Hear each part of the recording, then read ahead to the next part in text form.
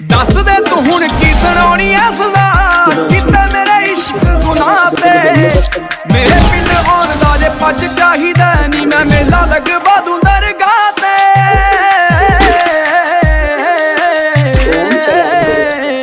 मत्था टेक जाई नाले सारे देख जाई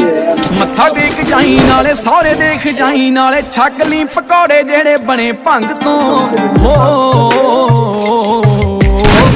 दे लिबास दी शकीन कुड़ी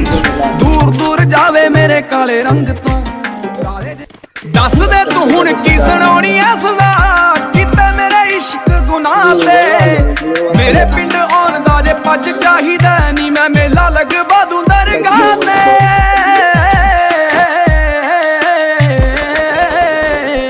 मत्था टेक जाई नाले सारे देख जाई मत्था टेक जाई नाले सारे देख जाई नाले छक ली पकौड़े जेड़े बने